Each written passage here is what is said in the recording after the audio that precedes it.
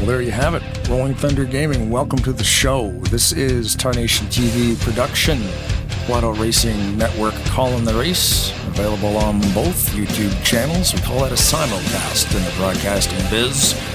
Again, thanks to everybody watching. Thanks to all the drivers for coming out. And yeah, thanks to RTG for having us. And here we are in the playoffs. Race number 2 last week. Pace car led the most laps, unfortunately. This week, probably won't happen. A lot of times that those races will happen, and it's just bound to happen. So it can only get better. Anyway, I'll stop talking. My name's Blaine Donlan, of course, joined by Flat Out Racing Network crew, Kyle Matthews and Seth Cole, back from holidays.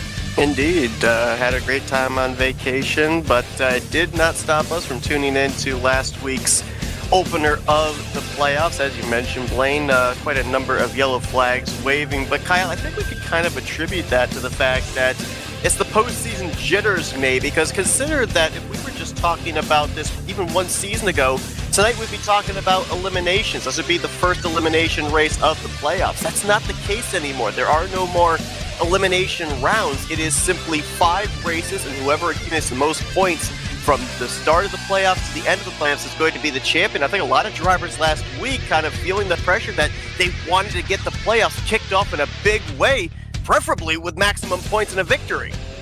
Yeah, I feel like, they were either feeling the pressure or they felt like they had more freedom, where it's like they're probably thinking, you know what, if we go out here and something happens, I don't have to worry about being eliminated from the playoffs. I might have to dig myself out of a hole, but I'm not going to be, completely out of it. So maybe that's what they were thinking last week. We'll see how this week goes. Hopefully it's not as chaotic, so we'll see what happens. Yeah, 18 drivers that are in the playoffs this season, so a huge field, and we saw a number of drivers do really well last week. Ken Roberts, one of the playoff drivers, going to victory lane for the first time this season, but we also, on the flip side, saw a lot of drivers not come away with the run that they were looking for to kick off the postseason. Now that everybody's kind of gotten themselves a little bit of a foothold, know where they stand after we had all the recalculation of the points going into the first race of the postseason last week, do we see things calm down just a little bit here in this one, or do you think we're going to see a lot more of the same, as you said, with the fact that the playoff system is entirely different from what it was last season? I think we're going to see some guys that are near the bottom of the playoff standings. I don't want to call it a grid because it's really not, because we don't do eliminations anymore, like you said. But, I think we're going to see some guys near the bottom of the standings right there. Maybe they, might feel like they need to make something happen tonight, so they might make some aggressive moves. So, I don't know. We'll see. We'll have to see what happens. It's also going to be interesting to follow here tonight. We followed it last week, the implementing of all 18 playoff contenders starting in the final 18 positions. Playoff drivers could not start up towards the front. They all start at the rear of the field. They will do so again tonight, and they will do so through the entirety of the remainder of this playoff system. We saw last week a number of drivers be able to work their way up to the front, get good finishing results. Ken Roberts, as we mentioned, saw great runs out of Ulysses Sandoval, Kelly Causey. Do we see the same thing here tonight, or do we see maybe those drivers that found the success last week maybe find themselves on the flip side tonight due to the fact that none of the playoff drivers have good starting track position? And we know that more often than not, middle of the pack is what we consider the eye of the storm for the big one to happen. I mean, seeing how this season we've only had, one repeat winner all season, just goes to show you how competitive it is. So I'd be really surprised if, we see either a back-to-back winner or, drivers that were, that had good runs last week kind of back it up this week. I mean, it's definitely possible, but this series is extremely competitive, so just really hard to predict. And with 4 races still to go, including tonight, points are still awfully close between the 18 championship hopefuls. Only 51 points separating points leader Joe DeSpirito down to 18th in points, Denny Carroll. We know that roughly with stage points included, the most a driver can gain is about 57 points in the course of a race. So it is still anybody's game in consideration of the championship, which still is yet to be decided within a month's time. But some of the big movers last week with his victory, Ken Roberts now moves up to 4th in the points. He's 20 points out of the top position. Craig Hagley, who had a solid run last week, now up to 5th. Ulysses Sandoval jumps up to 6th. On the flip side, you had Mark Pagley, who lost 7 spots. Josh Metallic lost 5. So it will be interesting to see how the different drivers play it in this one based off of how they were able to perform, the finishes they were able to get last week in the first race of the playoffs.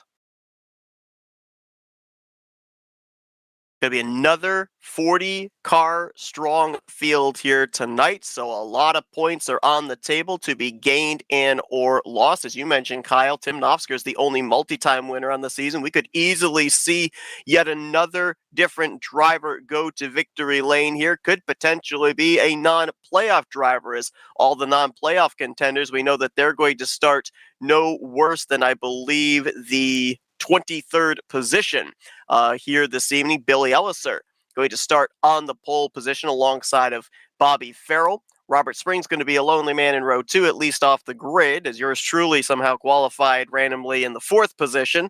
Mike Mangialardi, Robert Breedlove, they're back in row number 3. Row 4, Bernie Mobbs and Keith Bynum. Your top 10 will be completed with Pat McCarsky and Tim Anderson. Graham McDonald, Dennis McCarthy, they're back in row 6. Row 7, John Godfrey, Jeffrey Elliott. Row 8 finds Cody Lamas and Cy Jones. Row 9, Donnie Garrett, Brian Rawson, and the top 20 completed by Brian Lovell. And then there'll be a gap to his outside where the Blaine Donlin car would be. And I think we've had an issue, I think we might have had a mechanical failure right off the grid there. Saw a couple of cars spinning into the infield grass. So It's Josh Metallic and Tim Nofsker right there. Yeah. So good thing for them. They're going to get the restart. couple of playoff drivers there in their orange and black Chevrolets. So dodging maybe an early bullet for the both of them. Go a little further back through the field here. Is outside the top 20 in row 11 going to be Richard Martin, Glenn Harris. In row 12, Rod Weston will be the last of the non-playoff drivers. The highest starting of the playoff contenders will be driver number 24 in position 24, that being the points leader, Joe DeSpirito. Row 13, the rest of these drivers will all be playoff contenders for the most part, as you've got Jeremy Jeffries alongside of Greg Palmer. Row 14, Rodney Sullins and Denny Carroll. Row 15, completing the top 30, Bob Seminara, Mark Paglia. Row 16 will be Ulysses Sandoval, Craig Hagley. Row 17, Grant Wesley, Michael Norman. Looks like Sean Turner is going to start back there with the playoff contenders. He is not a playoff driver. He'll be in the 18th row with Brian Schilling. Row 19 is going to find Greg Lovell and Josh Metallic. And your final couple of rows will find last week's winner, Ken Roberts, two-time winner on the season, Tim Nofsker, former two-time back-to-back defending series champion Chuck McClure, and podium finisher last week, Kelly Causey, bringing up the 42-car field here tonight. Saw the 48 of Cody Lamas, who was going to roll off the grid, it looked like from around the 15th position, pulling down towards the inside of pit road. Going to take a voluntary EOL on the start of this race. We're down to the final four of the bracket challenge as well, getting closer to finding out who's going to be in the finals. Only one battle to keep track of here this evening. Tim Nofsker and Jeremy Jeffries going to be fighting in round 7 of the loser's side of the bracket. Winner will move on to find themselves facing Denny Carroll next week. Of course, Joe DeSpirito still waiting in the wings on the winner's side of the bracket to find out who his future opponent will be for the season 68 Bracket Series Championship.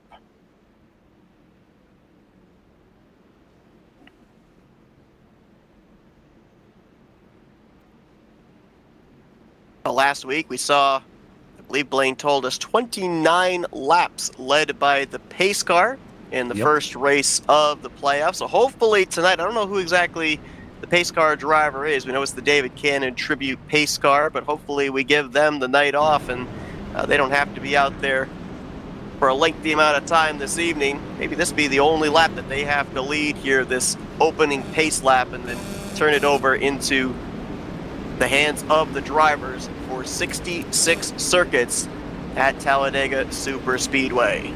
The pace car I'm running to Dale Earnhardt's. Maybe it was the smog and the smoke that we dealt with during our trip is what affected the race last week. Maybe. Got awfully far south if that's the case, but who knows? We'll see what these drivers have in store here. Second race of the playoffs. Ken Roberts getting that early victory last week. Will another playoff driver join him with a postseason victory, or will it be a non-playoff driver? We're going to find out as the green flag is waving in playoff race number 2. Man, they're already going 3 wide. I don't think somebody got going or missed a gear or something, but they're already getting a third line going before they even exit onto the backstretch. Yeah, saw Jeffrey Elliott go way up there to the outside. So too did Cy Jones, Brian Rawson. Cy still up there on that outside line as Tim Anderson shooting up the middle in that blue Bass Pro Shop Chevrolet. Got to consider as well as a lot of drivers that with the random qualifying draw, putting the playoff drivers at the rear of the field, it puts them up closer to the front of the field where maybe they're not all that comfortable. So it might have been some drivers throwing out the early parachute saying, hey, I'm going up here, go on by me. I want to get to a safe place at the rear of the field. Looks like the 26 of Billy Ellis are going to lead lap number 1 right there.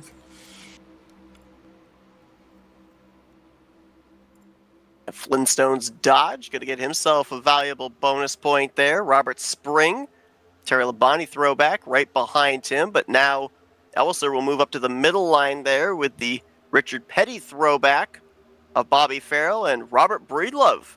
Now up there in the extreme outside line with help from Keith Bynum, and Jeffrey Elliott's been on the move. He's been top to middle, back to top again. Has already cracked the top 10 after starting back outside the top 10 around the 14th position. Looking at Robert Breedlove right there leading that outside line. He led a good bit of the race last week. Had some trouble late in the going, unfortunately, but had one of the strongest cars last week. Might be up for a little bit of redemption tonight. Elliser tried to get up in front of him, was not clear. We're going to be 4 wide going into turn 1. Robert Spring, fortunately, is going to be able to clear Mike Mangialardi, get us back to 3x3, but that was a testy moment there in those first couple of corners.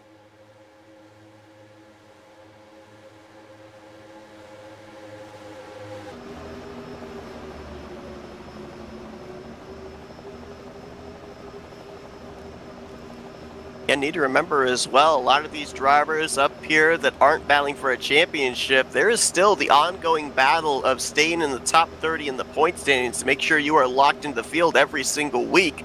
A lot of these drivers hovering around that area, and we keep getting the 40-car fields every single week as well, bringing about, at times, necessary knockout qualifying. So don't think that these drivers aren't out here racing for something more than a checkered flag. They're looking for those points to give them that security, knowing they're going to make all the remainder of the races here in season 68 is nearly banging doors there between the 29 of Mangialardi on the inside, the 26 of Elliser in that middle groove. It's the thing I love about racing. There's always something to race for, even if you're not in contention for a championship. Go out there, just try to win races, try to protect your spot in the standings. I mean, all kinds of stuff you can go for. Checking the running order real quick to see who of the playoff drivers has made up the most ground. Last time by, Grant Wesley was up to 19th. See him, I think he's the 6th car on that outside line, that red and white all-star game throwback.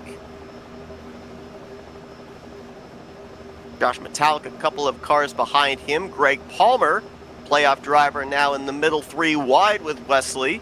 And that red, white, and blue number 22, and some more red, white, and blue right behind him in the form of Jeremy Jeffries.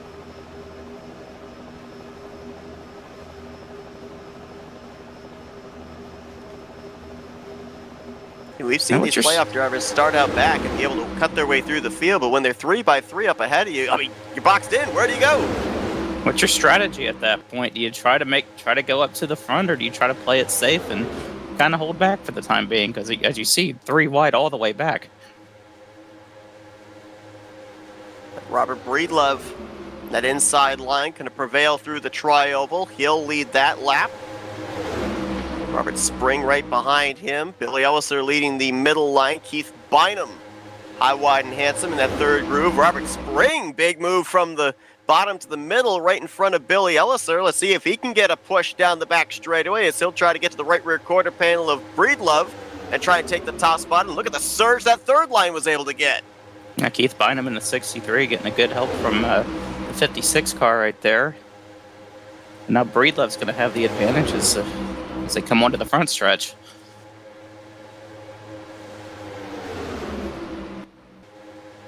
3 wide, about 8 rows deep, maybe 9 rows.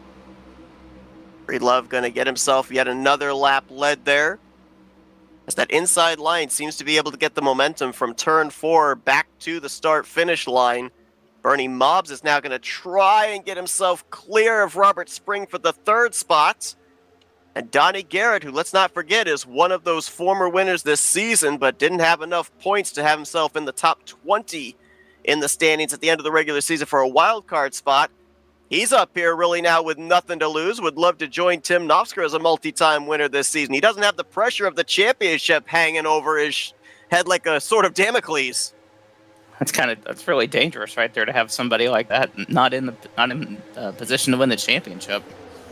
Like you said, nothing to lose, so expect him to be aggressive.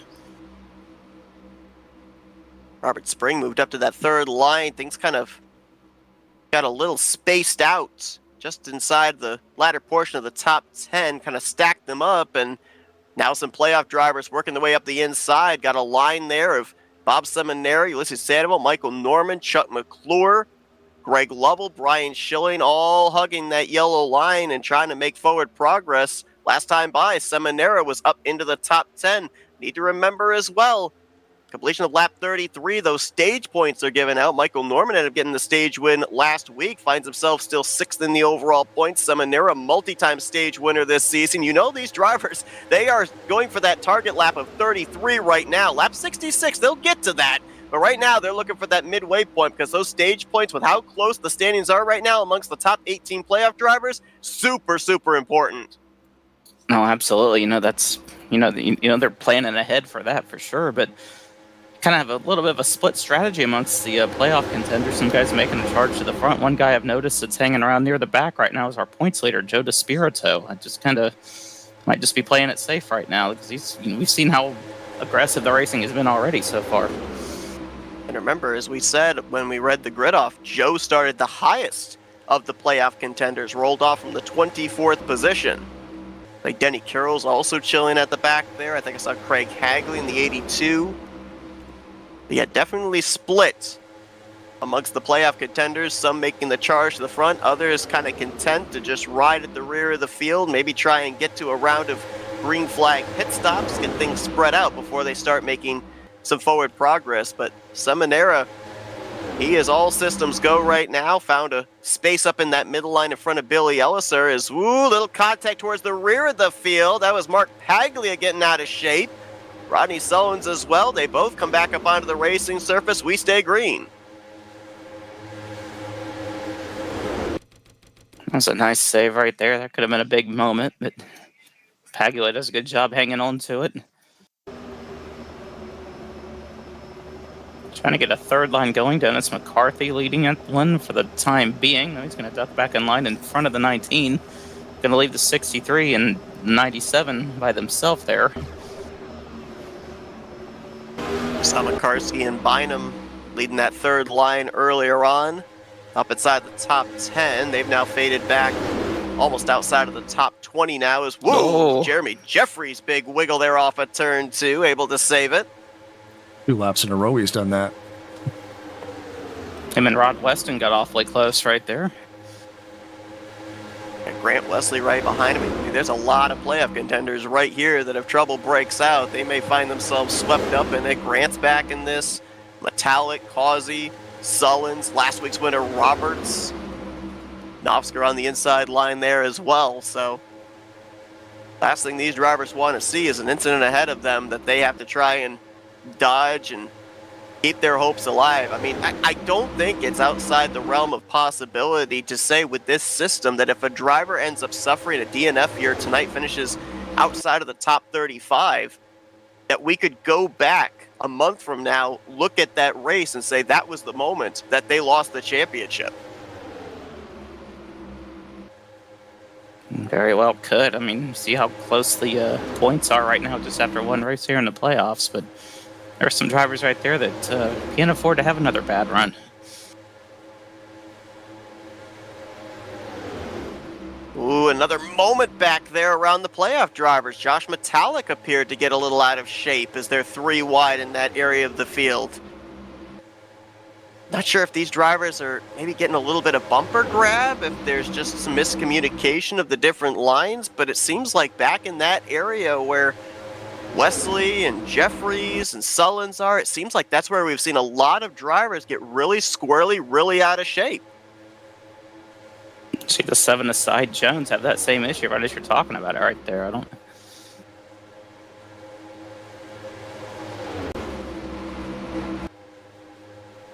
On coming to complete lap number 13, we're not too far away from what will be the first round of green flag pit stops if we get there. And more than halfway through, I don't believe, with the 29 laps of caution they ran last week, that they had a green flag pit stop cycle in that first race of the playoffs. So if we do get to that point, which will be about 6 laps from now, it would be their first green flag cycle of the postseason.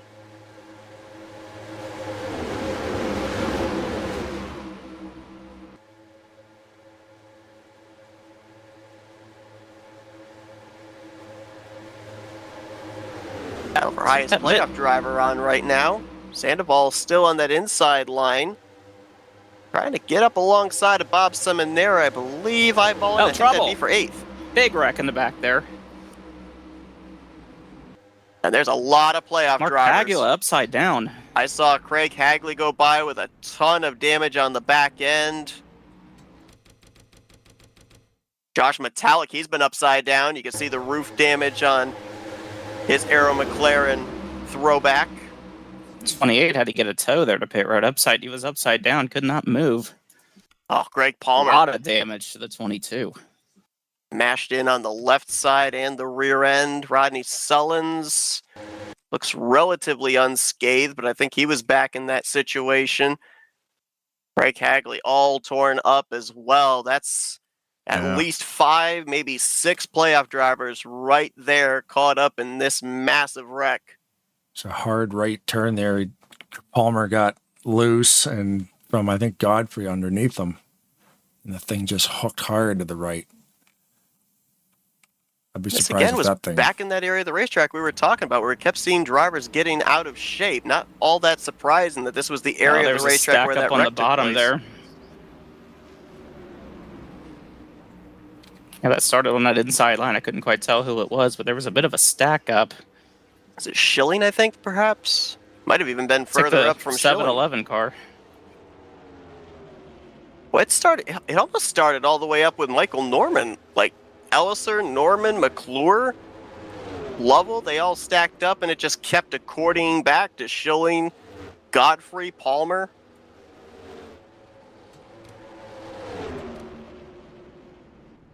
And then when Godfrey gets down on the apron and comes back up, that's the bumper grab we talk about. It just hooks the front end of Greg Palmer's car, sends him straight up into the outside wall, and a big hit for Greg Palmer. Metallic as well, upside down.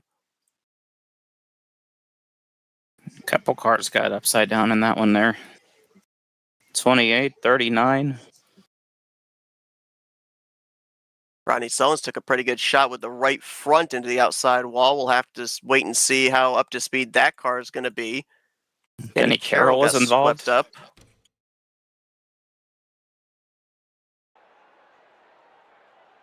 A couple of drivers who did a good job getting through that. Jeremy Jeffries, Tim Knopfsker, both able to get down onto the apron to avoid. Oh, Denny almost got through. Denny Carroll was running in the 40th position right there, trying to avoid something like this, and still got swept up in it. There's no hiding spot out here unless you're on pit road.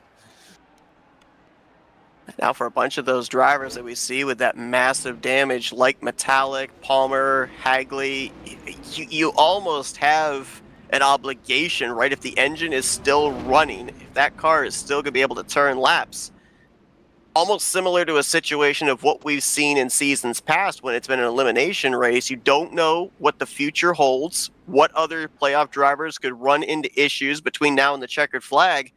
You just got to stay out there, log laps, and hope that your finish is going to be enough that 3 weeks from now, you're still going to be in the conversation for the championship in the finale.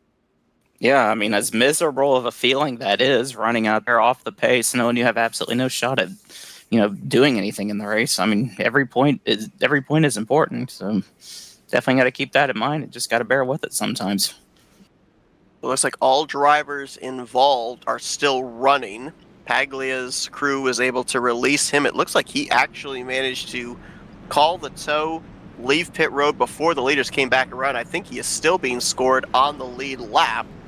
That is not something you normally end up seeing when a driver has to call a tow to pit road, so he dodges a bullet there. Palmer coming back down to the attention of his crew. They did a pretty good job of banging out the left side of that car. Don't think he's going to be up to speed, but then again, we talk about it all the time. NR2003 and super speedway physics, they are super finicky. A car that looks like it's done for the day can still finish inside of the top 10. A car that looks like it took minimal damage might find itself losing the draft after 2 laps. So it's kind of a wait and see right now. Yeah, that can make the damage model fun and frustrating at the same exact time, especially when you think you're okay. You didn't get a whole lot of damage, but when you can't keep up. But we've seen cars with the entire back end torn up. You're thinking, oh, there's, they're done for the day. There's no way they can compete, but they're right up there in the thick of things at the very end of it. So, I mean, it's crazy how the damage model works in this game sometimes. Now you mentioned about last week, Robert Breedlove leading a number of laps, 16 in total. He has led 19 laps so far this season. So far here tonight, he is getting close to maybe doubling that total. He has led 12 laps so far, and he'll be getting us back under the green flag. Being all Chevy front row with Donnie Garrett to his outside, then Mangialardi, Brian Lovell, Bernie Mobbs going to be the top 5. Looks like the highest starting of our playoff contenders is going to be Ulysses Sandoval in 7th. Then we go a little further down, we find Michael Norman in 10th, Chuck McClure 11th. Correction, make that Norman 11th, McClure 12th. Seminara, Causey, Greg Lovell going to be the rest of the top 15. Brian Schilling's going to be 17th, Ken Roberts 18th, Grant Wesley in 20th. Knopfsker will be back in 23rd, Jeffries 24th, Despirito 25th, Denny Carroll in 28th, Rodney Sullins 29th, then Metallic and Hagley back in 32nd and 33rd, Mark Paglia 35th, and Greg Palmer looks like he will start rear of the field in the 40th position. We'll be keeping our eyes on the front of the field, but we'll also be keeping an eye towards the rear of the field of a lot of those damaged cars. Couple of cars to keep an eye on. The 033 of Tim Anderson and the 43 of Richard Martin are both missing a gear. Which one specifically, we don't know. But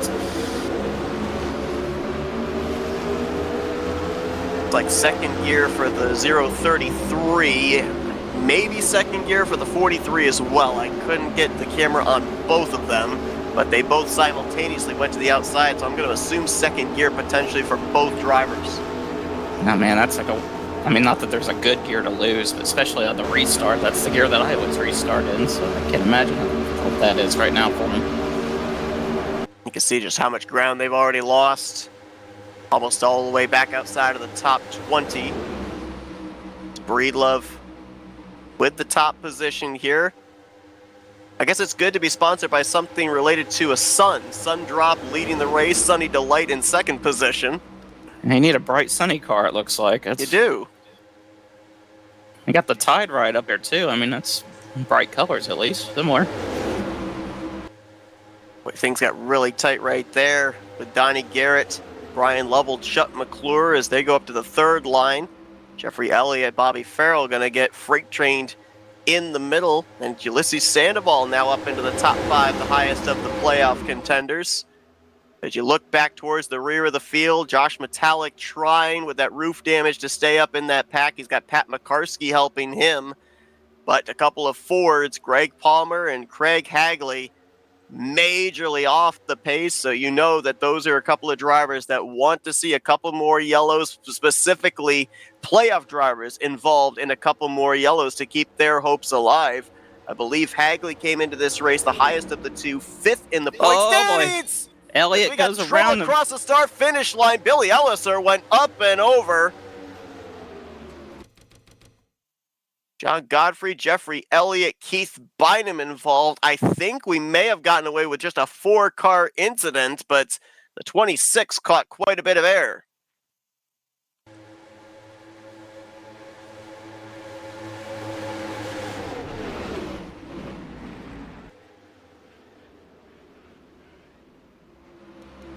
It's like trouble in the tri-oval around 20th place. Looks like a bit of bumper grab right there. 63 off the 74. I think it was Richard Martin in the 43 car right there. They did a nice job of getting by there. And we indeed got away with just a 4-car incident, surprisingly, as Bynum swept up Jeffrey Elliott, Billy Elliser, and John Godfrey. Everybody else able to get through, and you had a couple of playoff drivers right directly behind that. Tim Oscar actually had to shoot up the middle. So too did Rodney Sullins and Denny Carroll.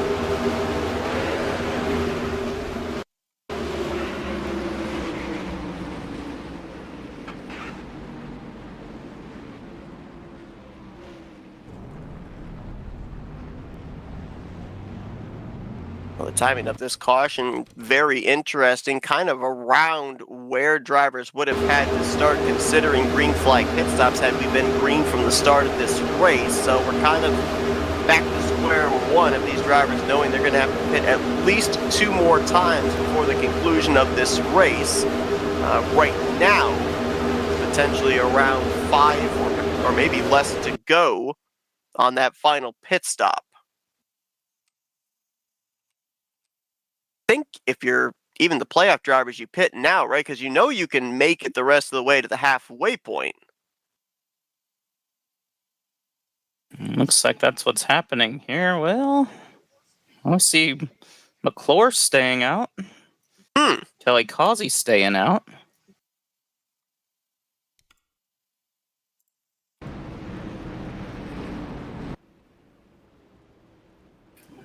Didn't see any other playoff contenders out there, so that's an interesting call there by the 17 and 00. I believe that when we went back green, we were within 20 laps of halfway. So theoretically, McClure, Causey should have enough fuel to get themselves to the completion of lap 33, though granted, they are going to be way off sequence from the rest of the other drivers. Same said for the race leader Graham McDonald, Pat McCarsky, Brian Rawson, and Keith Bynum, who are all electing to stay out here. Now, they may end up coming to pit road this next time by. They may end up maintaining this track position. We'll have to wait and see, but definitely seems like, at least for the 17 and the 00, this is a play to try and get as many stage points as they possibly can around halfway. They're both in similar situations in the point standings. Chuck is 9th, Kelly Causey is 10th, 39 and 41 points back, respectively. So they may feel that stage points is what they need to get themselves even closer up into the conversation for the points lead, and they feel track position is the way to do it. Looks like we had a little bit of a brouhaha on pit road back there involving Denny got turned around and Tim was there, and so Denny's going to lose some track position there. Luckily under yellow, though, so that won't be too bad. Lengthy stay on pit road for the 4 of Brian Schilling as well. Oh, yeah, that's some glimpse of it there in the replay. And Schilling moving now. Yeah, looks like maybe he had to step away briefly. That's one of the good things about the lengthy amount of time that you have on pacing laps too, is you come down pit road while they're servicing your race car. You can step away, do something real quick, and come back. Heard Michael Norman got a black flag there during that pit stop, so he's going to come back in. And Schilling will get one too, because he just left the pit road doing about 140 mile an hour. Yeah. I think Rodney Sullins may have also gotten a black flag. Either that or he had a lengthy stay on pit road. But looking at the 17 and the 00, that's, like you said, they should have enough, for the, toward the end of the stage. But long term here, that's the big question. But maybe they're, gambling on a, caution not long after that, and maybe they think, we've already had 2 cautions pretty early on in this thing. Maybe it's going to be another one of those races like we saw last week. Could very well be. And the one thing that we do know, to their credit, is that regardless of when they have to pit in relation to everybody else, if we go green from now to the finish, everyone's going to have to make 2 stops. It doesn't matter. It just matters what lap that ends up being. For Chuck McClure and Kelly Causey, they'll be having to make that final pit stop maybe closer to 10 to go, while the rest of the field would have to make that final pit stop closer to 5 to go. But it will be interesting to see if this pans out for them here, because obviously the thing that would really hurt them is being off sequence, shorter on field than everybody else, and getting shuffled out of the top 10 by the time we get to that lap 33 completion. They're going to have about a little less than 10 laps until that stage, till the end of the stage right there. So see what they can do. We were talking about before the race there, Jeffrey Elliott, back in the Talladega Nights days, had that mega team race event going on, so they're doing it again. Sign up for $5, Flat Out Racing Network. You guys are calling that. Good luck, man. That's an endurance race for the broadcasters. That mega event is awesome, tons of fun, but they run 3 tracks twice. Talladega being a main event race, so it's a bunch of sprints, tracking points. You're in teams. Drivers are provided the cars. It's really cool. It's a lot of fun. And it's a long night, so August 23rd comes quick. And the team races make for some interesting strategy, too, because you get to have 2 of your drivers out there for a specific racetrack. So a lot of strategy goes into it, as well as to, who's going to get us the most maximum points at this particular version of a racetrack. So it makes it really interesting to follow during the course of the night. And, of course, the big dance, the super speedway race to cap everything off, is we get ready for this dance here to continue. Chuck McClure with a really good launch, and that's going to be a bonus point for him, a lap led over who was the control car, the 33 of Graham McDonald. Yeah, Chuck McClure got a good restart right there, but Pat McCarskey behind him did not, so it helped McClure get the lead there at the line, but broken up a lot there, too. The whole field, really.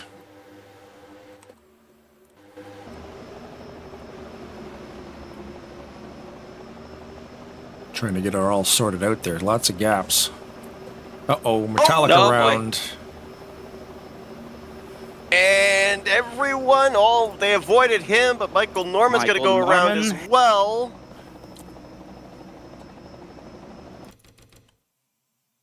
Tim Knopfler back there.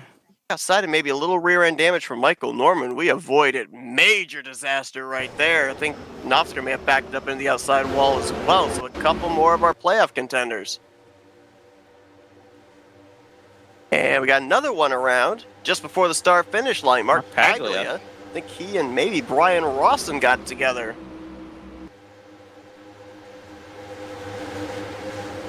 Yeah, it's having all the looks of being one of those races like we saw last week. Find out what happened with the 088 of Tim Knopfler. First car I saw get out of shape down the apron looked like it was the Tide Ride of Brian Lovell. Yeah, because I saw Metallica around, and then Knopfler went around, and then Paglia went around, all in different spots of the track. Oh. Knopfler and the 44 got together. Yeah, Lovell got a great run. He goes to the inside, 4 wide on Knopfler. He looks like he actually might have been clear of Greg, and Knopfler might not have realized that they were almost 4 wide. He comes down following the tire tracks of Ken Roberts, and that leads to the contact between him and Brian.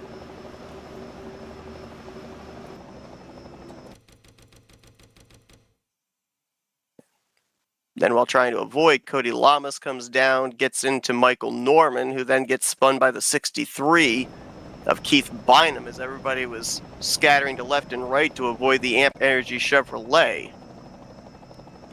Yeah, I made a mistake. Yeah, I thought it was metallic, but yeah, it was an Oscar. Similar cars, especially from a bird's eye view. Yeah, last week the pace car led 29 laps, and Breedlove was the next driver who led 16. So he got the most laps led, because points can only go to the drivers. Unfortunately, yeah. So far, not too bad this week. 9 laps under yellow and 17 being led by Breedlove. So he's still beating the pace car. Wow, 024 getting into the back of the 28 right there that sent Paglia around. Yeah, at this point in time, until we reach 15 to go, it is frozen field. Drivers are to maintain their speed, but also hold their position. It almost looks like, as everybody was trying to hold their spots further up, it kind of started stacking them up a bit from about 15th back outside the top 20 when Paglia lifts to not run to the back of Greg Lovell. Dennis McCarthy right behind him gets into the back of him, and Paglia noses up into the outside wall. So that's 3 playoff contenders right there. Pretty significant hit for Knopfsker into the outside wall. Oh, wow, there was a couple further contact there with Paglia. Cody Lamas and Brian Rawson both got him, too. Michael backing into the outside wall there in 4, and then Paglia with the hit to the wall, and then a couple of further hits there. So back-to-back-to-back incidents from turn 4 all the way down to the start-finish line involving 3 more playoff contenders.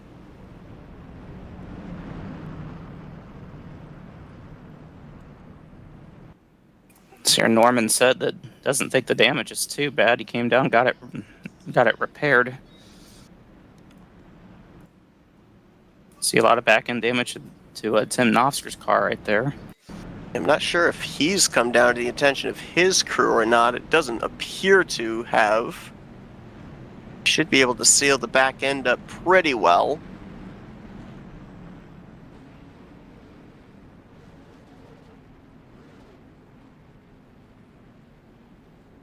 But after that restart that we saw where McClure kind of got shuffled out, getting too good a restart with Makarski not able to stay with him, he now finds himself restarting back in 5th. Kelly Causey, the other driver that's on the same strategy with him of the playoff contenders, going to restart 1 row ahead in 3rd position.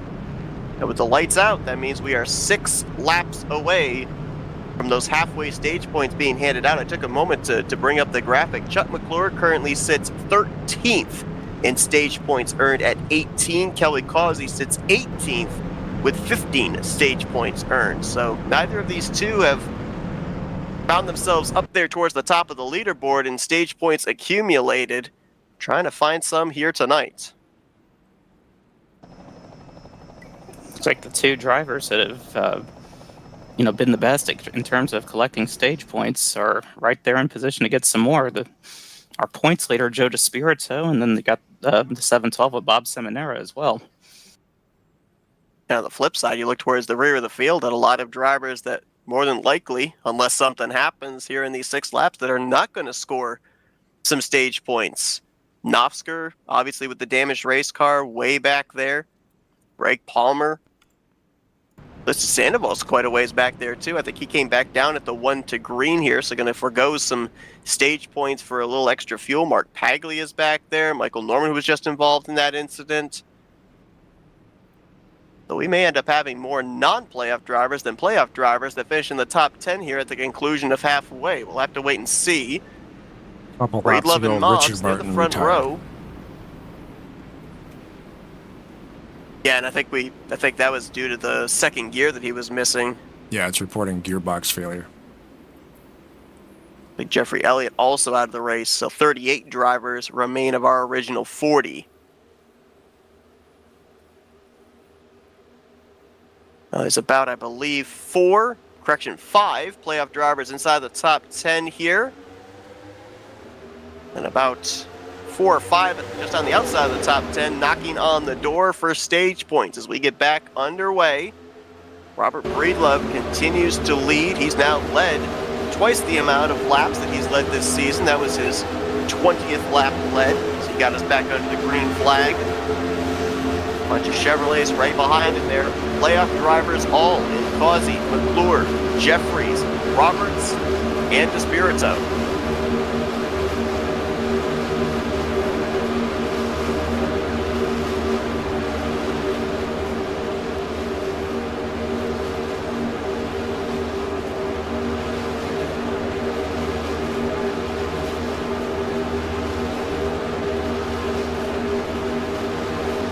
Palmer and Hagley have lost the draft once again. Tim Knopfsker is trying to hang on. Keep tabs on the 088.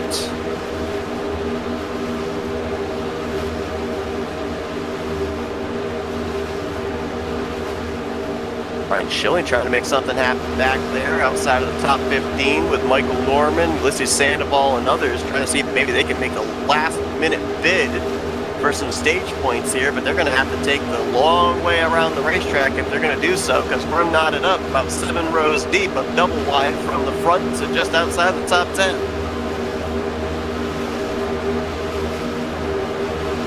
Trying to get a third line going right there. Rodney Solon's leading that right there.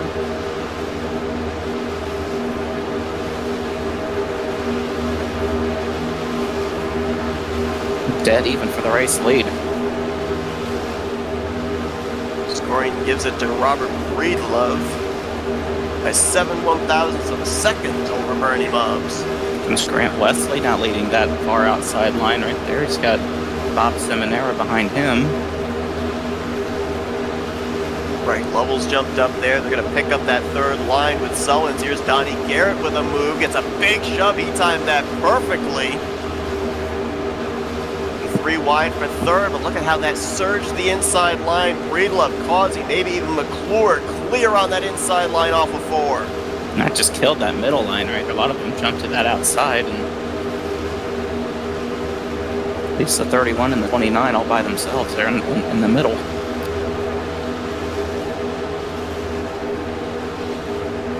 Lap 30 complete, lap 31 goes on the board. 3 laps to go until those halfway stage points are given out. Right now, I believe all but 3 positions inside of the top 10 are occupied by playoff contenders, as here comes Jeremy Jeffries to the outside. He's got last week's winner Ken Roberts with him. That's going to be the battle for third.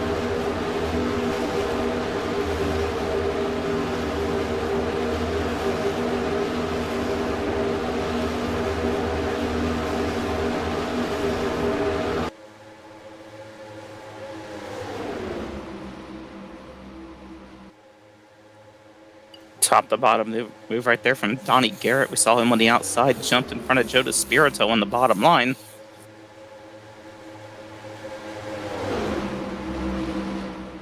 Just took a quick look. Jeremy Jeffries, he's 9th in stage points accumulated. Has a stage victory back in race number 7.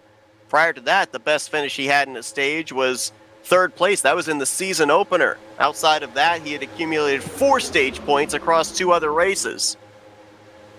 Ken Roberts just pushing him to the lead right there.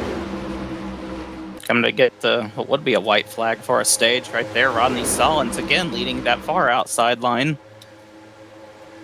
Oh, wow. Seminara and Sandoval moving to the outside. Now Seminara's going to lead that line. Not sure if that was communicated or just great minds thinking alike, but it might pan out for them as now Jeremy clear. He'll go to the inside. To the outside. So this is the final lap for the stage points. I think they know that. Yeah. Lots of movement going on up there. And a lot of playoff drivers, too. Mm-hmm.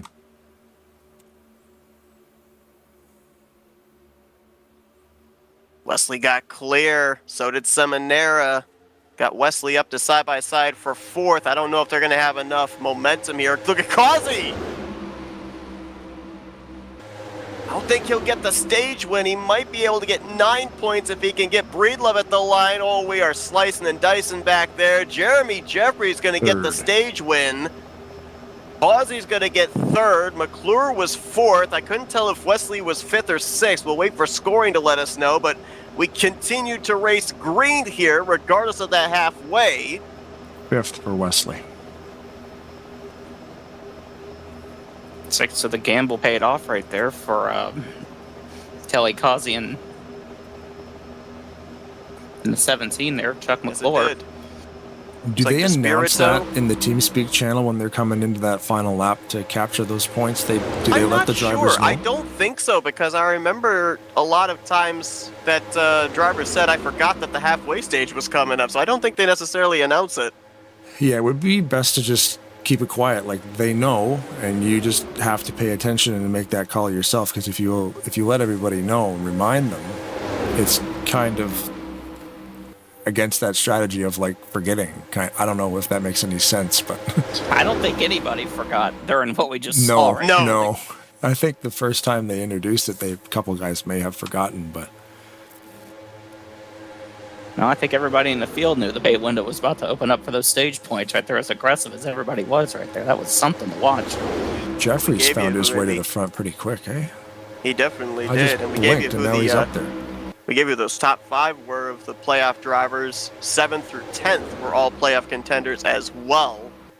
Seminara, DeSpirito, Ken Roberts, and Denny Carroll. So they ended up getting 4 through 1 points at the conclusion of halfway. So continuing to pad the points lead a little bit more is Joe DeSpirito getting stage points once again. How did Denny Carroll get up there? We saw him involved in that first or second caution. He was kind of hanging out toward the back, and you look up, and there he is, and there he is picking up some stage points. Well, he got turned on pit road there too a little while ago. He was actually backwards in the thick of it and had to wait for everybody to go by him before he could turn around. So he lost a ton of spots on pit road also. Yeah, now he's in 6th. These guys just know, man, like, they know how to find their way. Follow that guy. You're able to see the momentum ahead of them, what line is moving forward. See it so many times with the random qualifying draw. You'll see a name start at the rear of the field and you just think to yourself, well, he won't be there for long. It sometimes takes him just 5 to 7 laps, and they're up there inside of the top 5. But one driver who's going to find himself in quite a predicament for the final 3 races of the season is Greg Palmer. We saw him with a lot of damage earlier on in this race. A couple of laps ago, he brought his wounded machine to pit road and has made the left-hand turn to the garage. Greg will get credit for 38th here tonight. He already came into this race down in 15th in points, 47 points out of the points lead. So he's going to have to go on quite a run over the course of the next 3 weeks to have himself in the conversation for the championship in the finale.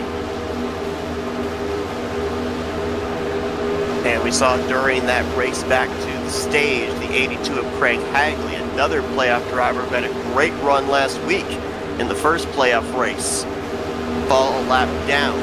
He's currently the only driver 1 lap down, currently in 37th position. Craig, who came into this race 5th in points, gained 4 spots in the standings after that top 5 run last week.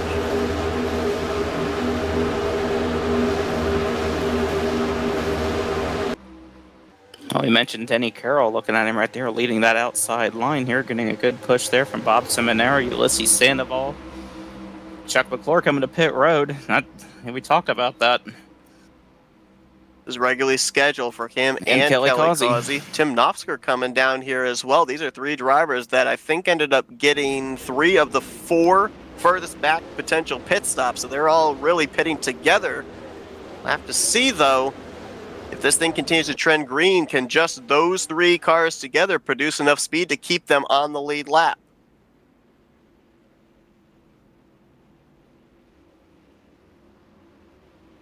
Josh Metallic, Mark Paglia, see them back in 32nd and 33rd. Both have been involved in some incidents tonight. There's about half the playoff drivers that have managed to survive here tonight. Another half of the playoff drivers that have run into issues and are hoping that the rest of their competition might find some troubles in the second half of this race.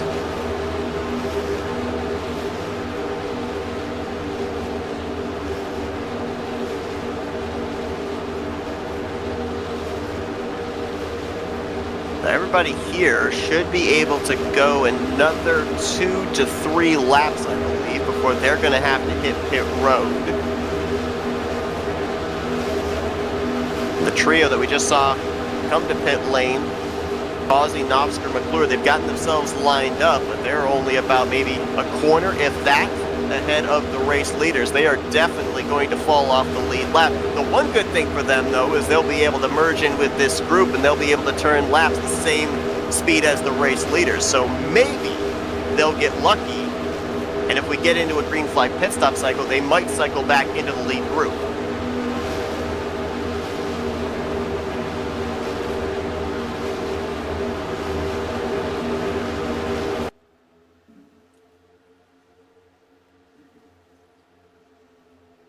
And Jeffrey's going to go to the outside. Well, he was. Now he goes to the bottom of him right there. Didn't know where Breedlove was going to go, but Just getting a nice little toe. I mean, did you see the gap but nearly Yeah. car length he had over Breedlove, using the toe of the draft off of those 3 cars down the back straightaway. And with them all lined up there, Breedlove, Garrett, Despirito, they couldn't reel him in. They lost ground to him. Just a single car being able to use that toe. We dub it the suck-up sometimes here in super speedway racing. Just being that last car in line can gain you 2, 3, 4 miles per hour more than the competition.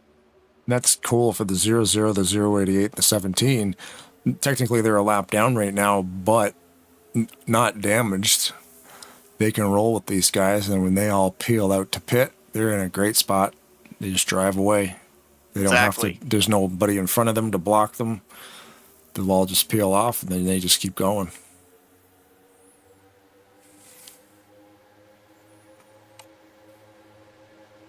Things are double wide all the way back through this pack. It's going to be interesting to kind of keep an eye on some of the drivers in that second lane. If they're able to find even a car length of space to the inside, will they dive down there in preparation for green flag pit stops? I think we may have some radios lighting up right now, including the race leader, Jeremy Jeffries, going to be pitting this time by. Expect to see a lot of others on pit road as well. Bernie Mobbs just completed a stop. He's now going a lap down. Ooh, there was a little bit of chain bumping right there.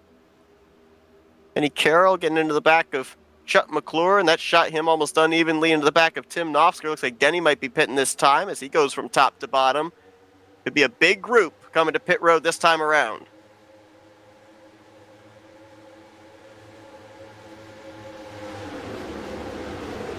A lot of guys locking them up here. Denny around again on pit road. That's the second time. Oh, Denny disappeared. Yeah, I think he may have just parked it right there. That's a tough thing for these playoff drivers, too, is with them not having the benefit of qualifying and starting the rear of the field, their pit stalls are right down here at the entrance of pit road. They got to get these things woed down in a hurry. Yeah. Looks like Ulysses inherited the lead momentarily. Yeah, we can confirm the 41 of Denny Carroll has retired from the race. That was a quick one. He may have picked up his computer and thrown it out the window. Denny was 18th in points of the 18 playoff drivers coming tonight, too, so this is not going to help his championship hopes. The car hadn't even stopped, and it had already been retired, so... Wasn't he in one of the final 4 in the bracket challenge? I believe he was. He was going to be whoever Knopfsker and Jeffries face off against next week.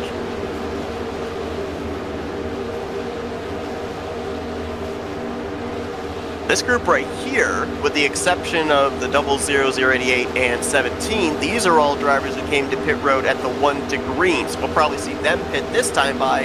They had that little bit of extra fuel to stay out the extra lap.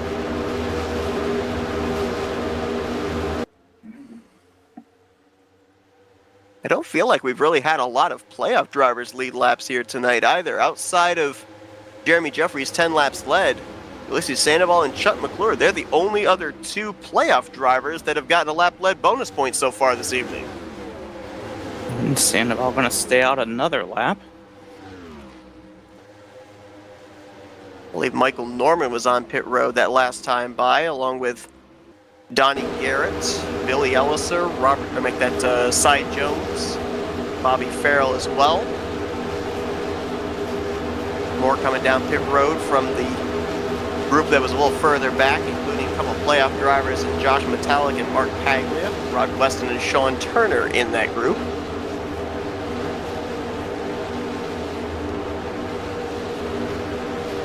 And Ulysses is in this time with his pack.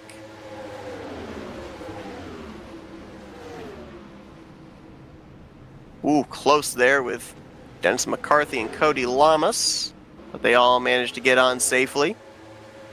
Haven't seen really any huge packs coming to pit road, maybe about a dozen or so at a time, so pretty good strategy right there if you ask me.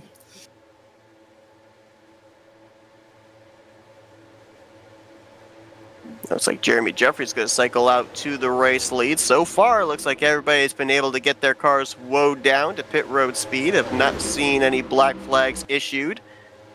We back in 2001 right there. We have a Michael Waltrip car leading, Dale Earnhardt Jr. car right behind him. Right? That was a common sight during the early 2000s at Talladega and Daytona. I was gonna say it's the wrong track though, isn't it? Wasn't it Daytona only, or did they run them at Dega?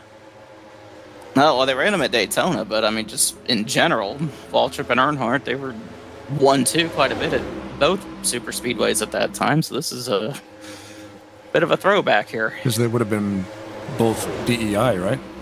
Correct. Yes.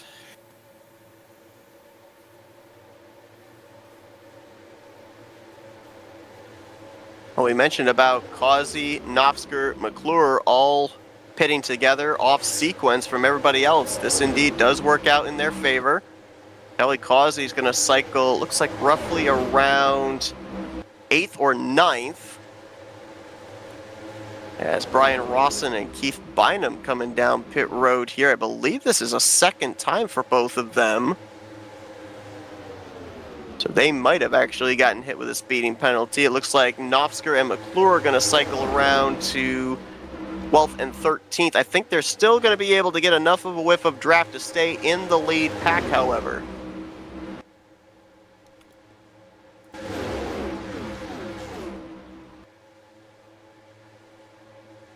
Yeah, By the way, Gino, for those wondering, Yep. they cannot make it on fuel. Not saying that some of them won't try, but right now, showing about 2 to 3 laps short of fuel for the drivers that were the last ones to pit road. Well, I believe it was Schilling at ASR a couple of weeks ago that somehow did it. And guess who one of the last ones to pit road was? Yeah, because I've never seen it. The whole final lap, he would clutch in with no gas for 15 seconds. He was doing 120 mile an hour, all by himself. So Brian Schilling is the Ryan Newman and Brad Keselowski of this series. I mean, you guys are just notorious for knowing how to save fuel. And like even running the final lap by himself. Oh, Wesley! Wesley, wow, what a save. Wow, yeah. If you're a hockey fan, you call that a glove save and a beauty right there. He only lost like 3 spots. Well, he's going to lose more, unfortunately. More, he's going to get freight train there, but boy, that could have been a lot worse. I think he's going to drop back to around 14th place. Might actually find a space right there. Yeah, Kelly Causey going to let him in, but boy, Grant Wesley not only saved his race, but he may have saved a bunch of other drivers too, because that car was headed back up the racetrack and might have wiped out this entire lead pack. Yeah, a lot of championship contenders up there, including our points leader right there, Joe DeSpirito. He's now running in the second spot after that. Again, as I said, I wish a feature that we had was heart monitors on these guys, because I think we would have seen a major spike out of driver 88 right there. People say, "Oh, it's just a video game." I'm like, "Yeah, you've never played this one." We've been playing It this is an 20 emotional plus, roller coaster. 20 plus years. There's a lot of time spent practicing, and then when you get out here with 40 guys, it is edge of your seat, white knuckle, not even breathing half the time. And when something like that happens, and Grant's got a really cool sim rig too, so he was probably very aggressive to save that thing, to say the least. I don't know if my plastic steering wheel could handle the abuse. Boy, over the last month or so, I've actually been practicing to try to get back in it. I got myself not myself, it's my dad's setup right there, but we do have a sim rig. Cool. But seeing this, I don't know if I want to try this or not. Maybe not at this track. Maybe start a little bit smaller track. Come on, Kyle, it's as easy as it looks.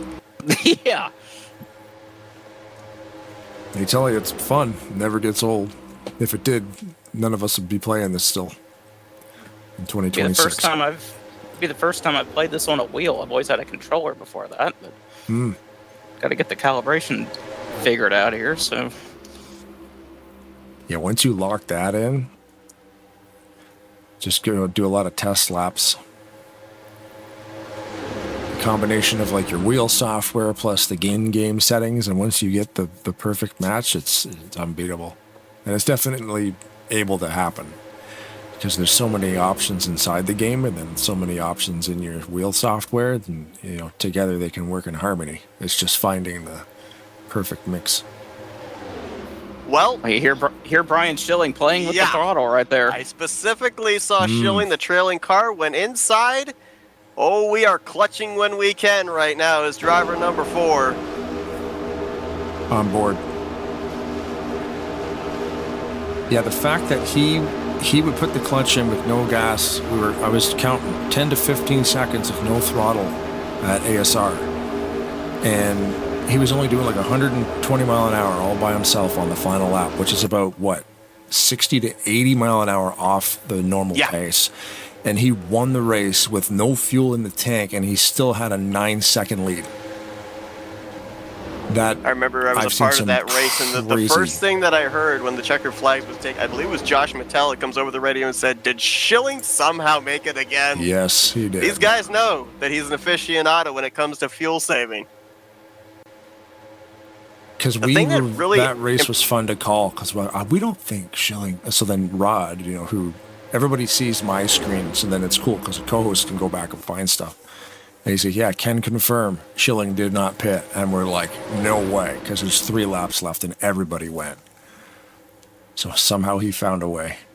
The thing that really impresses me right now with Brian Schilling, just based off of what I know with this setup and this track combination, is when you're the trailing car, it can be very difficult to stay latched on to the tail end of the field when there's single file like this.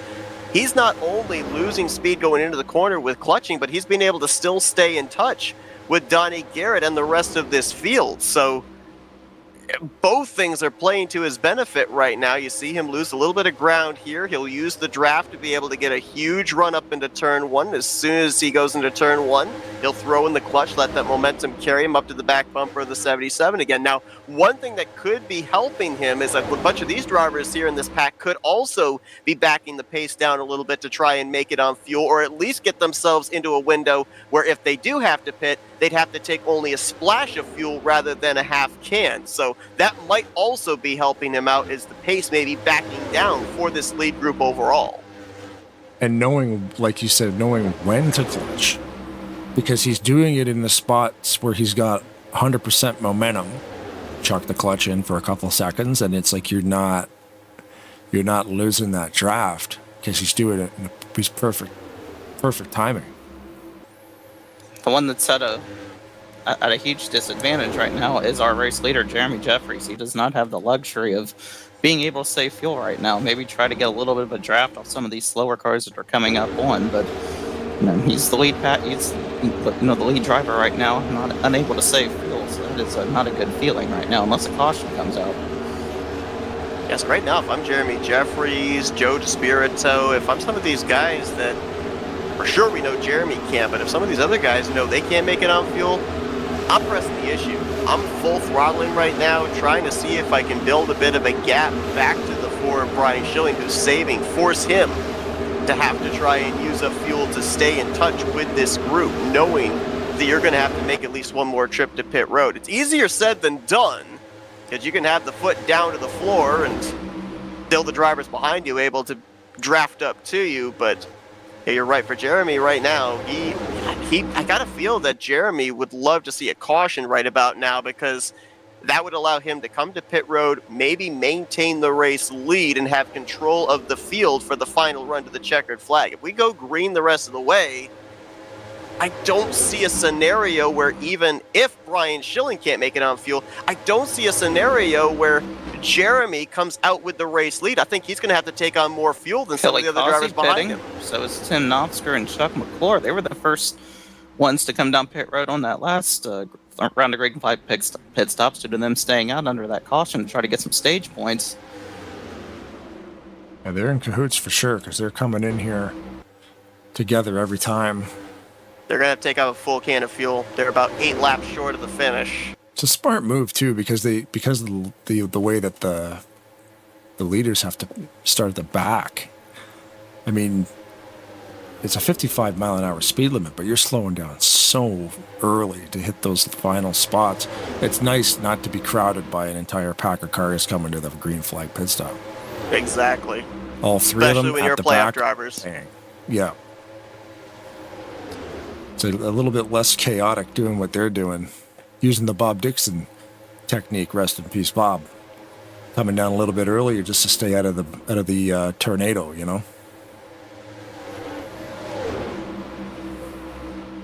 Just out of curiosity, riding with a couple of other drivers that we know like to play the fuel gamble strategy.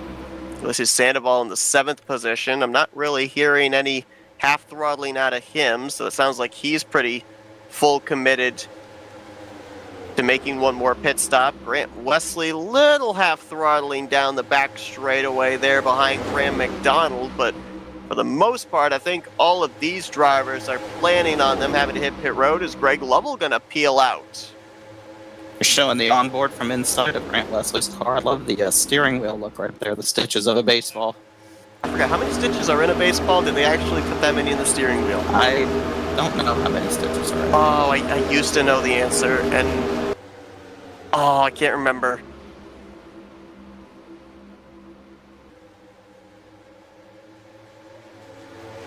I remember watching a movie of the Mexican Little League baseball team, and they always had a certain number psalm read to them before each game, and the guy's like, why do they want that specific one? Is that many stitches in a baseball?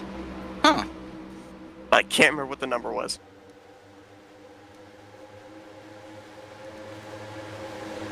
See Bernie Mobbs and John Godfrey going a lap down there. They were just on pit road a lap ago. Now the games begin. What lap do you pit? I think for Jeremy Jeffries, furthest he'll be able to go is lap 63's completion. Everybody else behind him might be able to go a lap or two further, but I don't know if they're going to be able to make it the entire way. Grant Wesley making a move on the outside. Looks like Rodney Sollins is going to go with him here. Now the question here is, does Grant feel he's got enough to make it to the end, or is he trying to pick up a spot or two on the racetrack before trying to pick up some more on the final pit stop?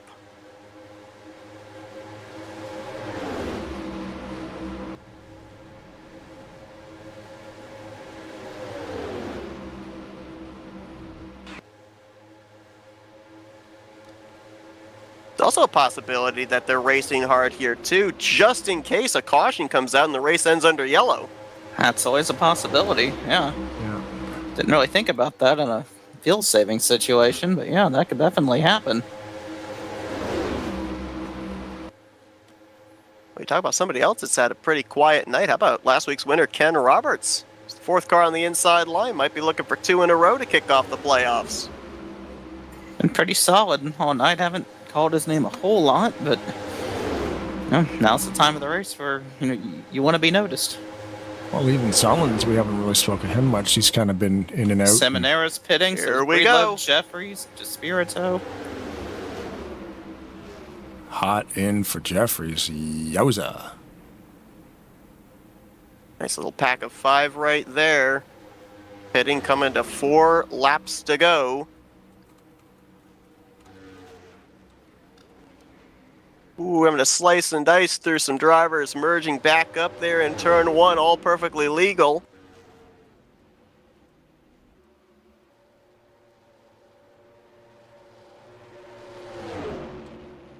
Now the question is, can Wesley make it? Can Sullins make it? How about Graham McDonald having a great run now up in the 3rd position?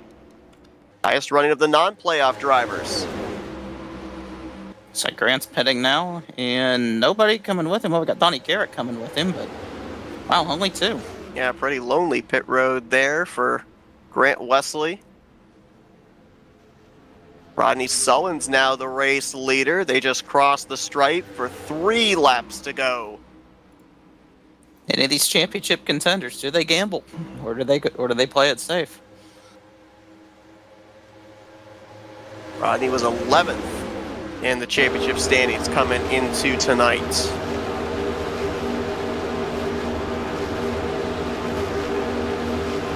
We got Dennis McCarthy up here in 4th, Cody Lamas 5th, Bobby Farrell 6th. We could have an underdog story here tonight if someone's got the fuel to make it. But you're asking over 6 miles. Actually, more than that, you're asking over 7 miles Coming out of 2 what laps you've got to in go. the tank. I don't think any of these guys are pitting now. No, If they weren't I going think they're that full time, commit. Yeah, if they weren't going that time, they've got it worked out. They're going for it. I mean, that's kind of what I kind of put that in my head last time too. At lap when there's 3 to go, what's the point? If you don't go in with 3 to go, what's the point? Well, if you like parity, we have a Chevrolet up front, a Dodge in second, a Toyota in third. Two Chevrolets side by side here. Yep, McCarthy underneath Rawson. So Cody's going to stay with the 6 car. Brian Schilling up there with Bernie Mobbs trying to make something happen. Here we go, coming to the white flag. Who's got the fuel to make it? Who's going to run out where? Farrell couldn't make it. He's to pit road. Well, we've seen drivers run out of fuel at the front of the field before. This could be a very dicey final lap. As here comes Graham McDonald to the outside for the lead. Trying to get a side draft that's not existed in this game, but he's alongside Solins. But here comes Ulysses right behind Solins. Holy moly. Like a Schilling up there on the top, too. Got to keep a close watch on the telemetry. The momentum of all these drivers. Solins is clear for the lead. Here comes Ulysses to the outside. He's got no help, though. Oh, Dennis McCarthy really close there as they're leaning on each other off of turn 2. They got enough fuel to get back. We're 4 wide through the tri-oval. Why not? Whoa, Robert Solins, was he out? Is he sputtering? I'm not sure. Yeah. He got enough to get to the line, though. I think he was. I think he's out. I think that thing was sputtering through the tri-oval. Yeah, I think you're right, because he lost. He seemed to lose a lot of speed. I'll get on cockpit with him. We'll go back real quick and get a replay I wouldn't be surprised if he and McCarthy were both running out of fuel at the same time. Oh, man, they're drag racing with, like, 0 fuel pressure. Wow.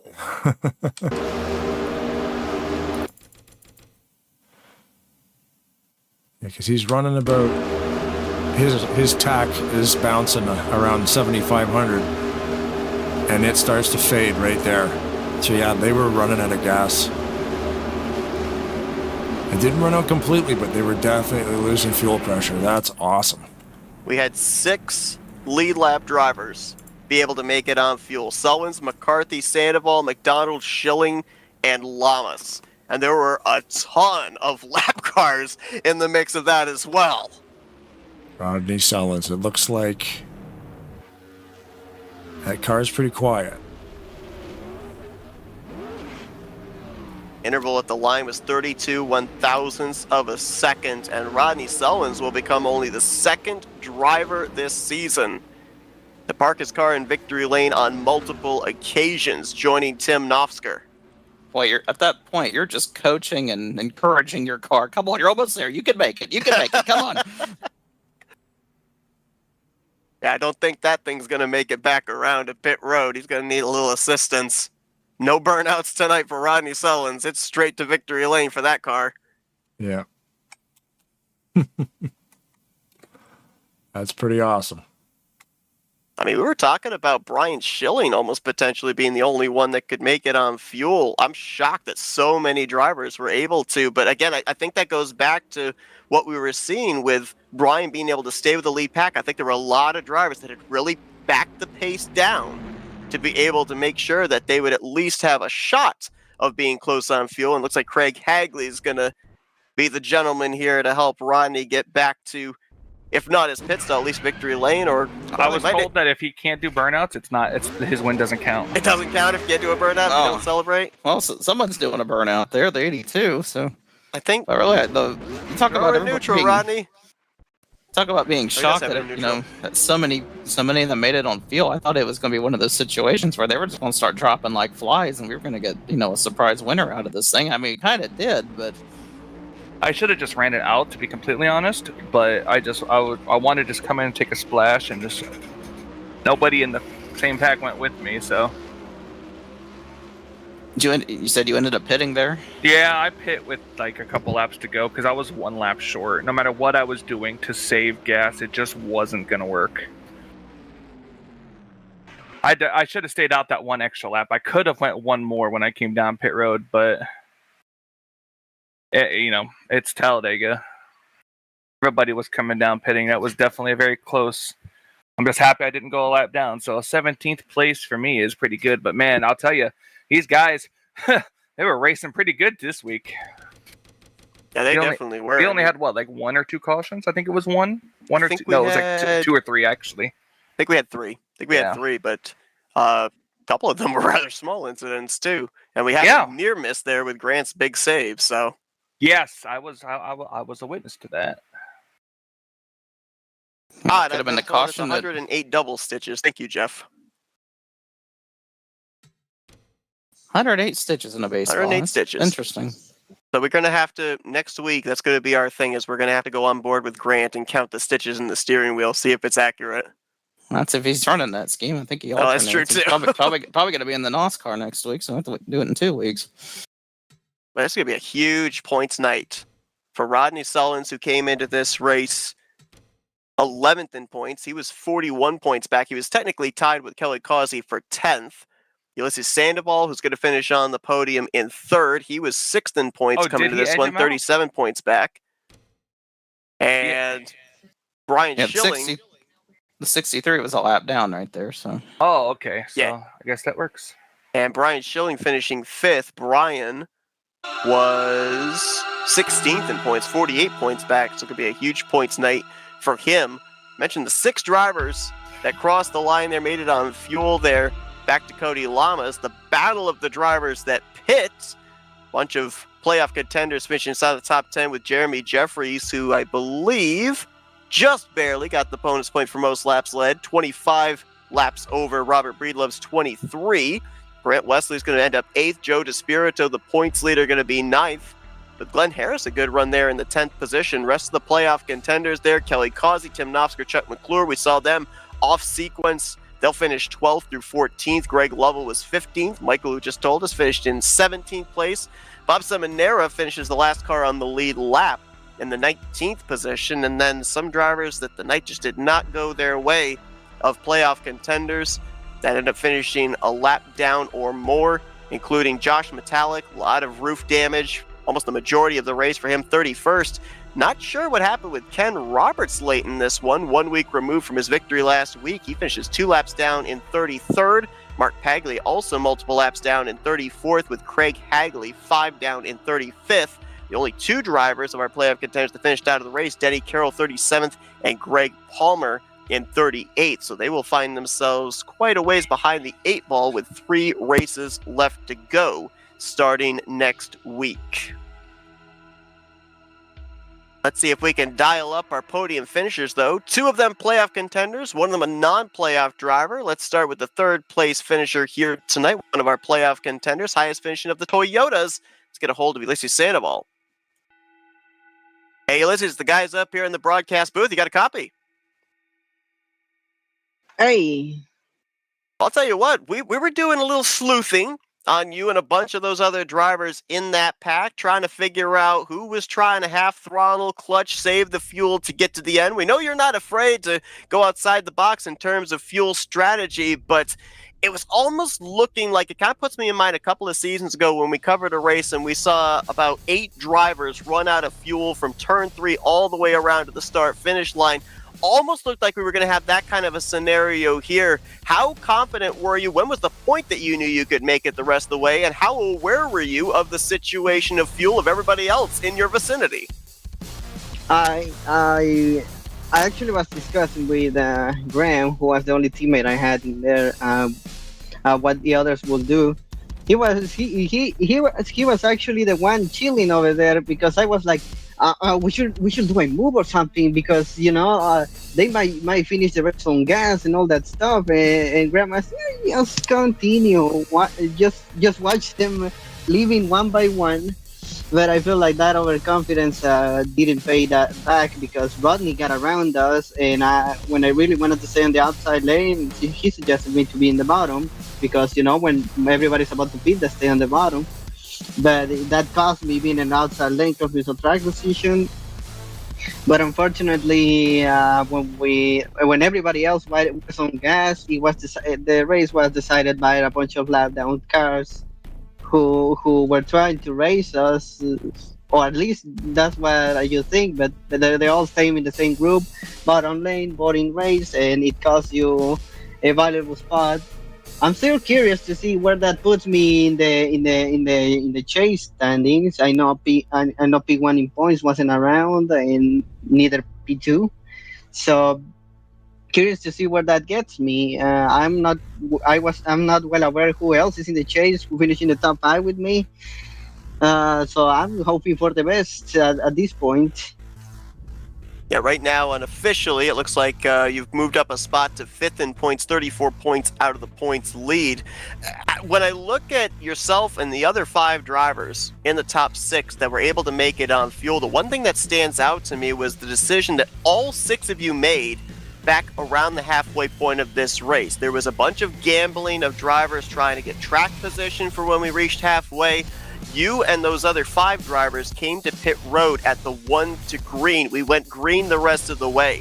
How much of a mental chess game is it to take a gamble of giving up that track position just in case a scenario like this could play out later on in the race, foregoing the possibility of stage points at halfway?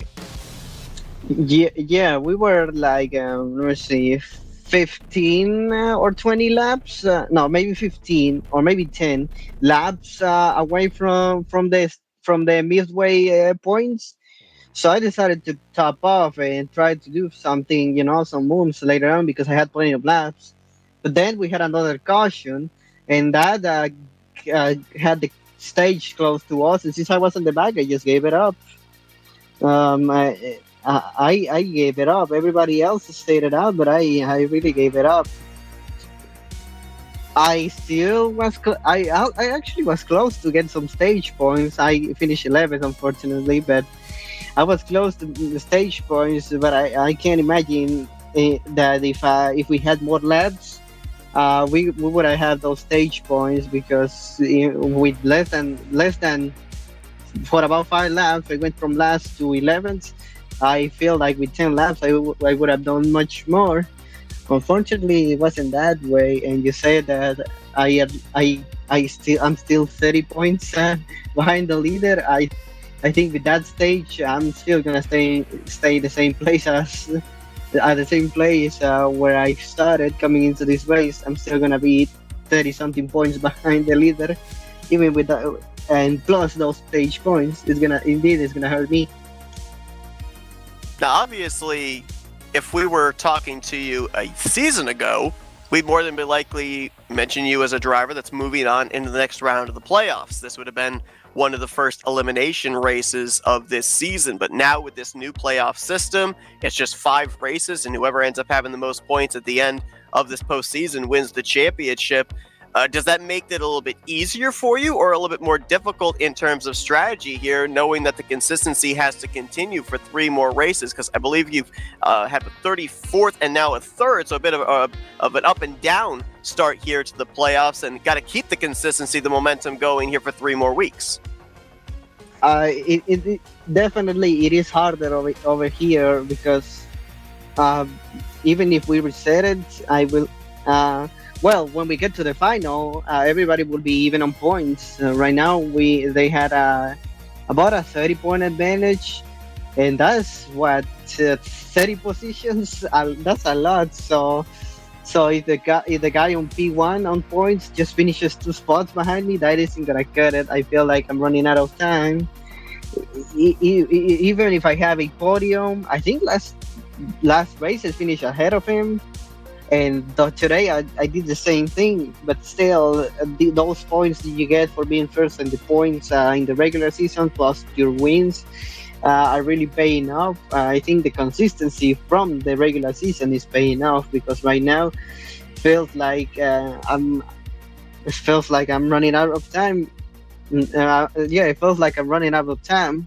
It feels like even if I finish it feels like I regret doing the moves I did. I regret some of the stuff I did because I would have gotten a P2 or a win, and that would have been even better. Would have been even close. I also regret not being part of the stage points because 10 more points, it'll be 20. I would have been 15 points if I would have win the stage and the race. If we finish where we at and then I win the race, So it's a desperate situation indeed because you keep moving on and on, but I don't know. 5 races feels too short hopefully next week it will prove me wrong. We will have something better happening. I hope. Well, certainly it seems like whether there's a playoff system with rounds or a playoff system like we have here in Season 68, the old adage holds true that every position, every point does and will continue to matter. But good step in the right direction with the podium finish here tonight. Enough fuel to get you to the end. Net yourself some good points as well. Close up a little bit more on that points lead with 3 weeks left to go. Ulysses will now give you the opportunities for some thank you sponsors and shout outs. All right, big thanks to Team Ranking Ball, all the teammates that were around me, like Mikey and Green. They were a big help. A big shout out to Sean Dodson for the old G27 wheel. Now, last week I started racing with the new Mosa R3 bundle. Feels really good, though I'm still planning to upgrade my sim gear. I'm going all out, getting a rig, 3-screen thingy, and one of those big old wheel bases that rips your hands off. The challenge excites me. So that's all, you guys, and I'll see you next week then. Well, that's Ulysses Sandoval, third place here tonight. Going to get some really good points towards the playoffs. Finds himself fifth in the championship standings going into next week with 3 races left to go. Best of luck next week, Ulysses. Congrats on the great run here tonight. Thank you, guys. See you.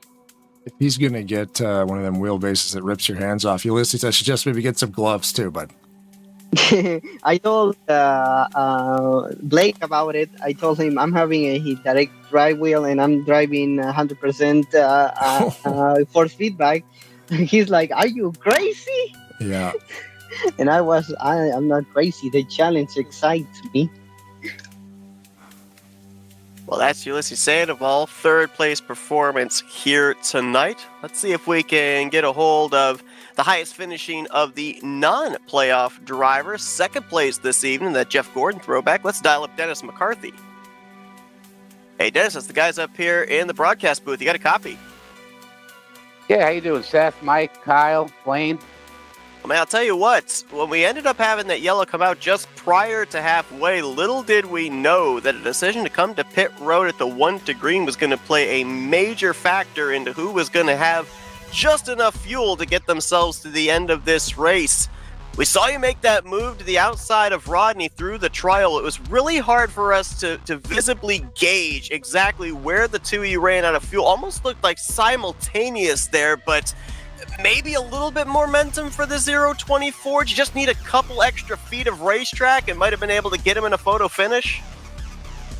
Well, the happy mistake was I had to pit out, got into the back of our teammate Mark Paglia. He slowed on the caution, so I came in for the incident. So that kind of locked me into pitting on the last before the green. And at the end, I got a shout out to Brian Rosson. He and me were on the same fuel. He got a black flag, stayed with me. I was about a half a lap to the good, almost a lap to the good on that run. And Rodney, we were talking to each other as is. I told him I'm staying with him. He's in the playoffs. But if he runs out of fuel, drop low. And after I bumped him, I wasn't sure if he was going to make it. So I knew he would cross the line first. So I just drifted up just in case. And all worked out. Nice little run tonight. Definitely did. We counted only 6 of you drivers on the lead lap that were up in that group. You mentioned about a couple of drivers that were lap down machines in their kind of proverbial X factors to not only keep you guys up to speed, but also have as a dancing partner, maybe just in case you guys ended up running out of fuel. How difficult was that type of a situation? I believe there were 3 playoff drivers up there in the vicinity of you as well. And obviously, you know, everybody wants to get that checkered flag here. So what was the balance like in terms of the pros and cons of what moves you were going to make during the course of that run, while all the while keeping an eye on that fuel gauge and saving enough to get to the end? Our whole plan coming out, get our teammate across the line first. If it would have worked out that Rodney ran out of fuel and I can get there, then so be it. But other than that, we were pushing our teammate and getting them across. I think that's a second win of the playoffs for Redline Racing Performance out of 2. So that's a good way to start the playoffs for these guys. Wish I was in it, but my time will come. And obviously here tonight as well, got to be some good momentum for you as well. Bring it home with a podium finish, potentially build some momentum to us maybe talking to you that one position better in victory lane next week. Obviously, it's kind of been a tale of two races, a lot of cautions, that a lot of wrecks that had to be avoided in that first race last week. Here tonight, a couple of early yellows, but then it really came down to fuel strategy. As a non-playoff driver, what kind of a race do you kind of have yourself mentally prepared for next week, being the middle race of the postseason?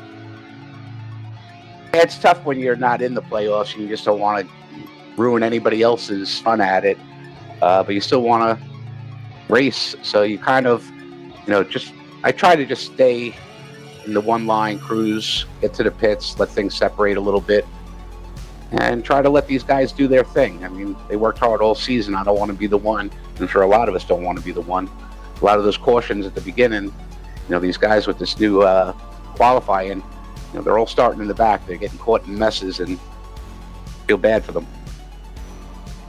Well, Dennis, a great run for you here tonight, able to save the fuel necessary to get to the checkered flag. A solid podium finish here tonight with the runner-up at Talladega. We'll now give you the opportunity for some thank you sponsors and shout-outs.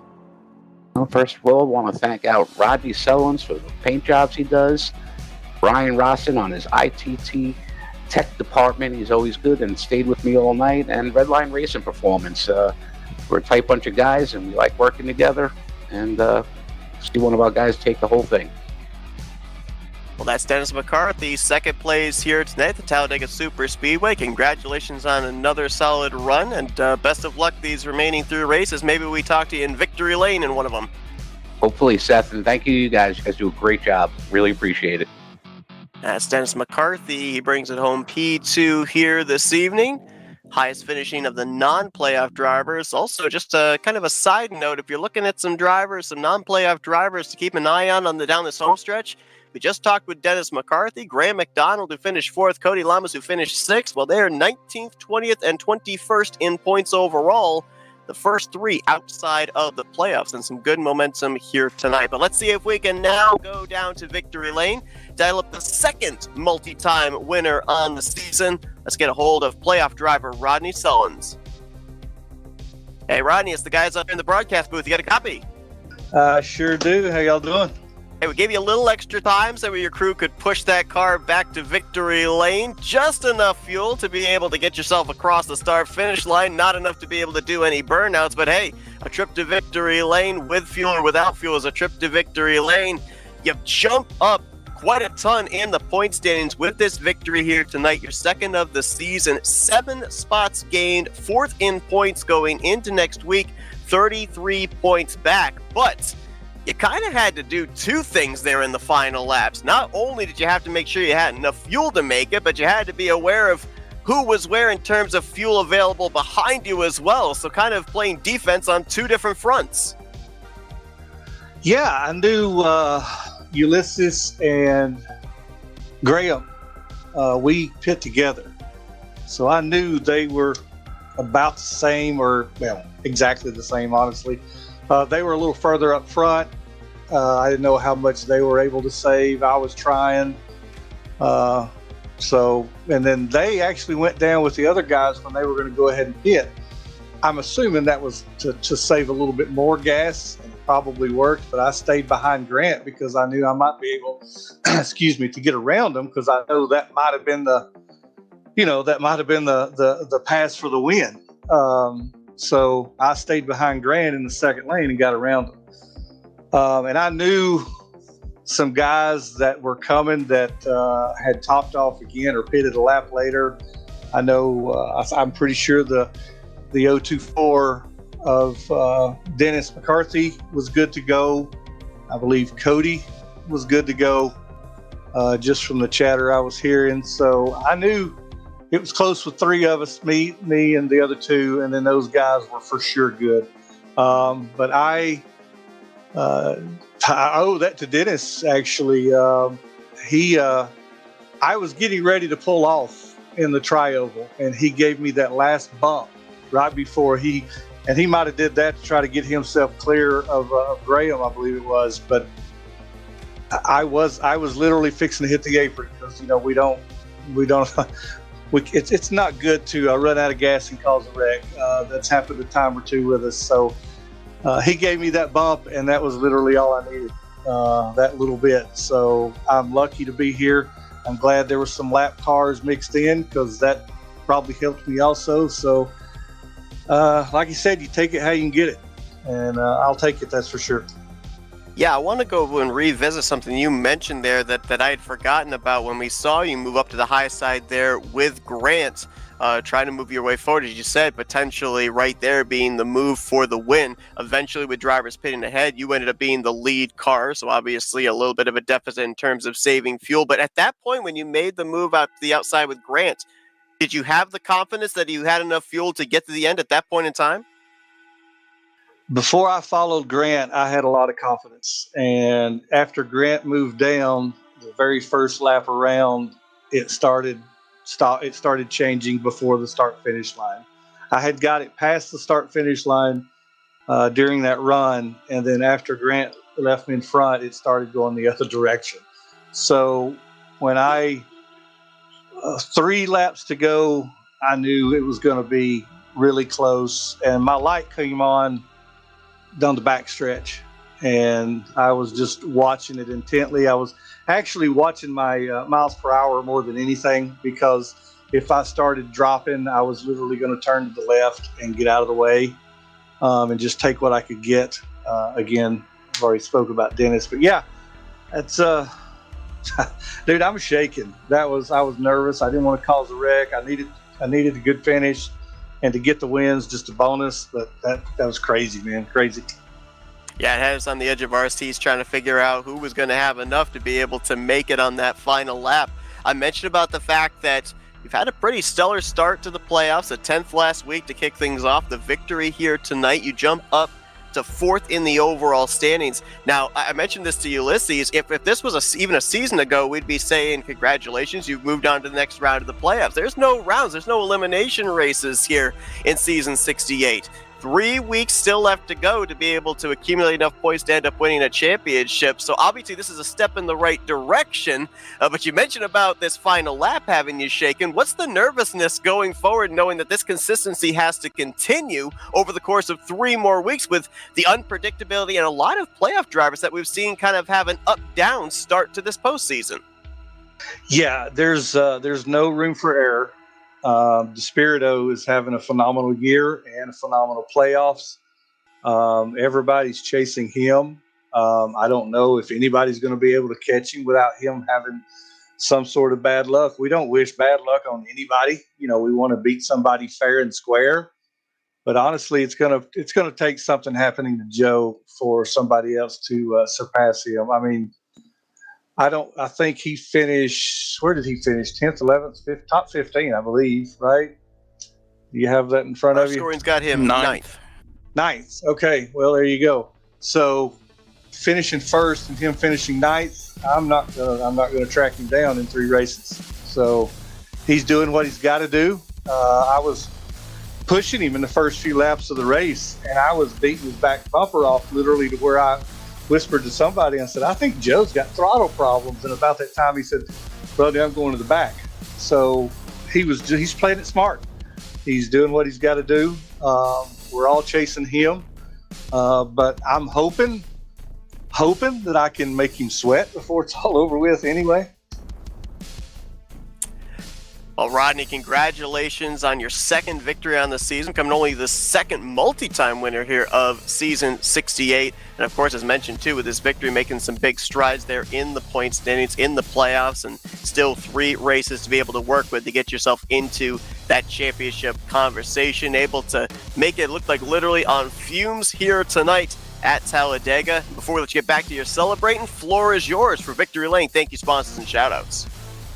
First of all, I want to welcome you and Kyle back from y'all's trip. We sure missed you guys. Looks like you guys had fun, but we certainly are glad to have you back in the booth with Flat Out Racing Network. And of course, Blaine at Tarnation TV, thank you for all you guys do. We appreciate it. Of course, Rolling Thunder Gaming, Prime, Jeremy Jeffries, Jason Scheck, Josh Metallic, the owners here, all the admins, Josh and Tim, my co-admins here on Thursdays. They're still letting me hang around for some reason. Dennis, great job. Thanks for the little bump there, man. You won that race for me. I appreciate it. Ulysses, great run. Graham had a great run. I really thought he was going to get around me there, but I couldn't move up to the middle. I didn't want to block up in the middle because if I ran out, I wanted to have a place to escape. So Graham, great job. You had a great run tonight. All my RPM teammates, thanks them. Wouldn't be up here without them.